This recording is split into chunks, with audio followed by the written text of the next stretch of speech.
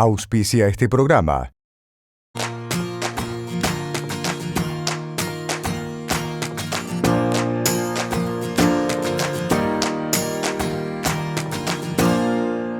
Mercado Norte, el lugar donde la frescura, la calidad, los precios y la atención personalizada hacen la diferencia. Vení a Mercado Norte, el mercado de la ciudad. Un nutricionista matriculado cuenta con una institución que lo respalda, Colegio de Nutricionistas de la Provincia de Córdoba.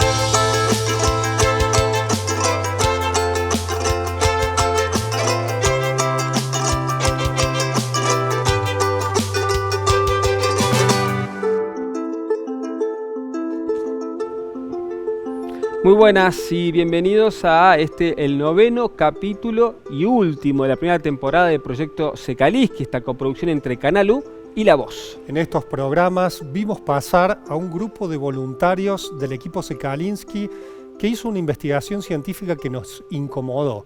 Nos incomodó ¿por qué? Porque nos permitió ver una realidad que por lo general los medios no vemos ni reflejamos y que tiene que ver con la realidad cotidiana de al menos 16 millones de personas que viven bajo la línea de pobreza en Argentina.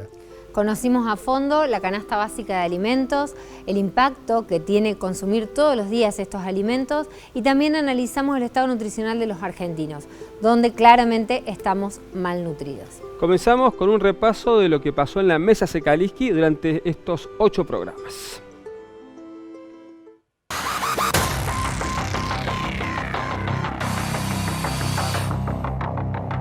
Me cansé de tener hambre.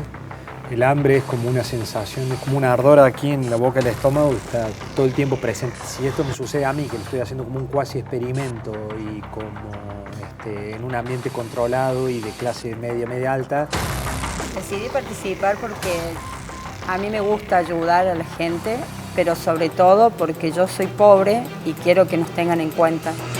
Que los niños, por ejemplo, los días lunes nunca faltan al jardín porque tienen asegurado ese plato de comida que quizás no tuvieron en sus hogares el fin de semana. A veces la merienda es la última cena que tienen los chicos, o sea, la última comida del día que tienen los chicos. Hoy, por ejemplo, las cloacas rebalsaron el comedor. Me contabas qué va a pasar con esos chicos que hoy no van a tener merienda. Y a nosotros nos preocupa mucho porque desgraciadamente hoy no le podemos resolver la merienda y viene el fin de semana. Claramente hay que diferenciar lo que es la malnutrición por déficit y la malnutrición por exceso, que son los dos flagelos que vemos hoy por hoy en los niños. La malnutrición por exceso es la que más se evidencia hoy por hoy, incluso en los estratos sociales más vulnerables, donde la característica es el sobrepeso, la obesidad. En la malnutrición por déficit lo que se destaca es bajo peso para la edad, obviamente por la insuficiencia en cuanto a la cantidad y a la calidad de los alimentos. ¿Cómo es la sensación esa de no tener qué comer? ¿Tenés algún recuerdo que te marque especialmente eso? Sí, hay un recuerdo que me cala los huesos, ¿no? Es lo que te produce semanas enteras tomar mate cocido con pan viejo. Tener un bebé que te temblaba de hambre cuando yo le daba la mamadera fue tremendo. Un hombre de 44 años que se emociona y llora al recordar su niñez en contextos de hambre y un bebé de 5 meses que tiembla frente a una mamadera. Me parece que hablan por sí solas y son 2 historias y nos faltan conocer 1.200.372 historias porque ese es el número de niños y niñas en Argentina menores de 14 años que cuyos ingresos ni siquiera les permite comprar una canasta básica alimentaria. Yo escuché a tu mamá que habló con nosotros y está muy preocupada por tu estado de salud, incluso deslizó que ella está pensando que vos deberías dejar este experimento. Estoy un poquito preocupada por lo que ha bajado de peso, bastante peso, ya estaba en normopeso y ya está en bajo peso, llegando a los casi 3 meses del proyecto. Hubo muchos momentos donde uno está adelante y yo veo acá y digo, ay, cómo me gustaría comer todo esto, y de repente no teníamos toda esta oferta de alimentos.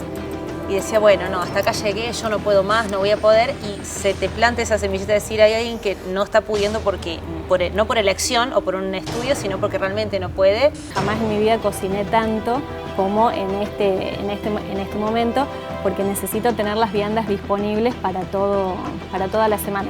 Entonces, entre las compras, entre tener los alimentos en la mesa y ver cómo combinarlos de la mejor manera posible, preparar esas viandas, necesito desde los recursos materiales, la plata disponible, que es algo que no pasa en una persona que está en situación de vulnerabilidad, no tenés la plata disponible todos los días y quizás vas viviendo el día a día. Ya la ciencia nos acaba de demostrar que comer canasta básica, tal cual se está haciendo la investigación, trae problemas para los voluntarios, incluso los ha llevado, por decisión del equipo médico, a que 2 personas dejen la investigación.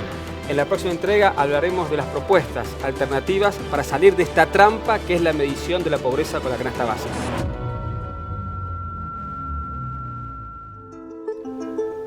Bueno, después de ver ese resumen, volvemos con Karina para repasar lo que dio origen a este programa, que es el proyecto de la investigación científica Sekalinsky, ¿no? Exactamente. Vamos a repasar esto de qué es el proyecto Sekalinsky.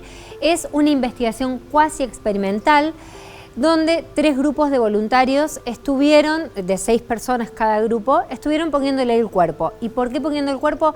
Porque se alimentaron el grupo A exclusivamente de alimentos que están incluidos en la canasta básica de alimentos. El grupo B consume únicamente alimentos que forman parte de una canasta más saludable basada en las guías GAPA, y el grupo C, que es el grupo de control, continúa con su alimentación habitual, tradicional, de siempre.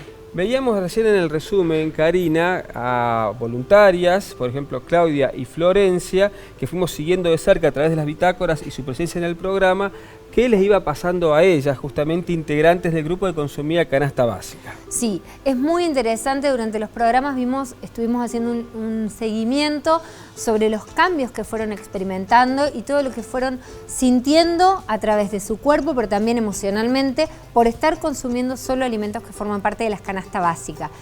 Entre lo que más frecuentemente escuchábamos y vimos, se estaba presentando el tema del mal humor como algo muy marcado, esta cuestión de sentirse muy enojados por lo que tenían que comer y por muchas circunstancias más, como por ejemplo estar limitados en sus elecciones, de estar todo el tiempo pensando en qué comer, si les iba a alcanzar, si iban a llegar a fin de mes o no con los alimentos que disponían. Complicaciones en su vida social para poder llevar adelante el experimento como corresponde, sin salirse de ese listado tan caprichoso de alimentos. Miedos e inseguridad, algo que también Martín nos ha mencionado, por ejemplo, que él notó con respecto a la sensación de necesitar proteger a sus hijas, angustia por toda esta misma situación y pérdida del componente hedónico de la alimentación. O sea, comer porque tenían que comer, pero realmente no sentir placer en alimentarse en su dieta cotidiana. Esto es lo que expresaban, pero también había otros registros que aparecían en los controles que se hacían, ¿no?, cuando concurría, por ejemplo, al médico también, ¿no? Claro, exactamente. Y hay que aclarar que todos los voluntarios tuvieron controles, tanto médicos como nutricionales, como psicofísicos, a lo largo de toda la investigación, desde el inicio, durante y ahora los 3 meses. ¿Qué es lo que más se presentó? En cuestiones físicas específicamente, constipación, que hemos analizado varias veces, que es por la característica falta de fibra de la canasta básica, cambios en la sudoración, sequedad en la boca, sed, todo componente también del mismo tipo de alimentación, la pérdida de peso.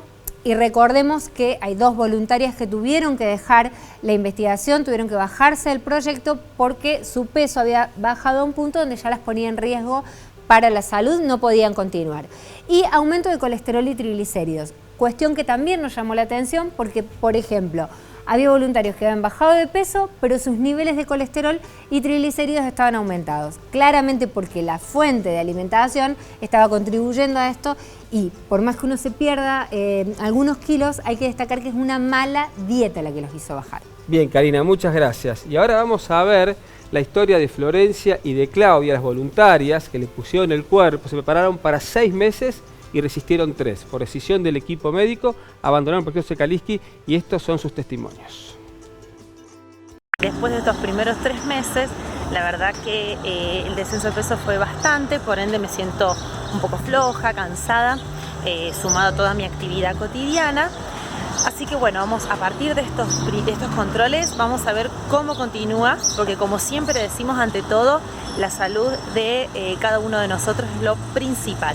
Así que vamos a ver cuáles son los resultados para ver cómo continuamos en el estudio. Después de haberme realizado los estudios y charlando con el equipo de investigación, particularmente con el equipo de nutricionistas, he decidido dejar el proyecto de investigación en el cual me vengo alimentando con canasta básica desde hace 3 meses, debido a que ya estoy muy cerca del bajo peso y que, bueno, por mis actividades diarias me resulta también inviable continuar con este tipo de alimentación. Podría resumir estos 3 meses en 3 palabras: empatía, resiliencia y ciencia. Empatía porque logré conectarme con aquellos grupos que no pueden ser vistos y que están siendo vistos a partir de todas estas experiencias maravillosas. Resiliencia porque me encontré en momentos donde situaciones que no creía haberme encontrado y me encuentro atravesándolas de una forma y con un equipo fantástico y las pude superar. Y ciencia porque siempre, a partir de todos estos datos que se van recolectando, vamos a poder generar nuevos datos, nuevas políticas y nuevos espacios para poder debatir a la pobreza. A partir de este proyecto confirmo que es inviable que una persona en situación de vulnerabilidad pueda alimentarse con canasta básica o que la canasta básica siga utilizándose como parámetro de pobreza, porque se necesitan un montón de otros recursos para poder llevarla a cabo, para llevar una alimentación adecuada, que van mucho más allá de ese listado de alimentos. Estamos con Liliana Montero, con Cecilia Petit. ¿Qué tal? Bienvenidas. Ambas psicólogas, ambas integrantes del equipo Sekalinski, desde lo psicológico, por supuesto. Y estábamos viendo lo que les pasó a Claudia y a Florencia. Nosotros hicimos mucho relieve en lo que tiene que ver con el bajo peso, pero el resto de las consecuencias de alimentarse con la canasta básica son tan importantes como eso. Me pienso en su mal humor, su bronca, lo primero que les pasó y después al final, ¿no? Sí, me parece que nos parece que lo más importante que nosotras detectamos como equipo es: Sekalinski ha tenido un lema que es ciencia que incomoda. Y nosotras decimos que lo que más incomoda es aquello que más invisibiliza. Y lo que más invisibiliza es lo emocional, ¿no? No es casual que en el último programa de Sekalinski estemos hablando de los componentes emocionales, porque es lo que más incomoda. Lo que más nos incomoda a los seres humanos es hablar aquello que nos cuesta decodificar. Entonces, lo que nosotras advertimos es que hay una fuerte impronta sobre lo corporal, que tiene que ver cuánto peso bajamos, cómo nos fue, si abandonamos, y ha habido una fuerte resistencia, porque hay una fuerte resistencia social a entender el impacto emocional que tiene las pobrezas en nosotras.